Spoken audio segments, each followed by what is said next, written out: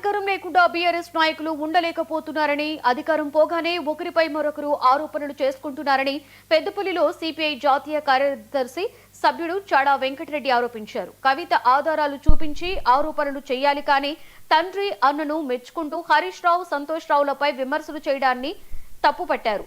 కేసీఆర్ కుటుంబంలో పంచాయతీ నడుస్తుందని, కవిత వ్యవహార శైలితో కుటుంబ తగాదాలు బయటపడ్డాయని, ఈ గొడవల నేపథ్యంలో స్థానిక సంస్థల ఎన్నికలు జరుగుతాయా లేదా అన్న సందేహం కలుగుతోందని చాడా అన్నారు. జనాభా కల్పించాలా మంచిదే, తీర్మానం చేసి అసెంబ్లీ చేసిరు. మరి ఇప్పుడు చట్టం చేయాలంటే పార్లమెంట్లో మారాలా. ఇప్పుడు మీరు బీజేపీ వాళ్ళు మార్చలేరని మీరు అంటారు, మేము పార్లమెంట్లో చట్టం ఉంది అని చెప్పి వాళ్ళు అంటారు. ఇప్పుడేమో ఉపరాష్ట్రపతి ఎన్నికలు వచ్చినాయి, సందులో స్టేడియం ఇయ్యేలాగా ఇప్పుడు ఈ ఎన్నికలు 9వ తారీఖు నాడు ఇవి జరుగుతాయి. కాబట్టి అన్ని గందరగోళ మధ్య గురిమడిపోతుంది. ఇప్పుడు ఏదైనా తెలంగాణ ఎన్నికలకు సంబంధించి నిన్న మొన్న చూస్తూ ఉంటే వార్తలు మళ్ళీ గందరగోళం కనపడతా ఉన్నాయి.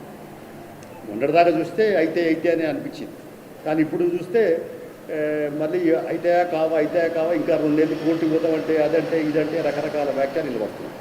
కాబట్టి ఇది ఈ రకమైన పద్ధతులలో మా డిమాండ్ అయితే 73-76 రాజ్యాంగ స్థానం ద్వారా ఎన్నికలు జరపడమే కాదు, ఎన్నికలు జరపాలి తక్షణమే. కేరళ రాష్ట్రంలో లాగా 73-74 రాజ్యాంగ సవరణ అమలుపరచాలి. ఇక్కడ ఎమ్మెల్యేలు లేకుంటే ఎంపీల ఆంధ్రం వీళ్ళంతా కూడా మండల జిల్లా పరిషత్ స్థానిక సంస్థల ముందే కూడా వాళ్ళే అజమాయి చేసే పరిస్థితి.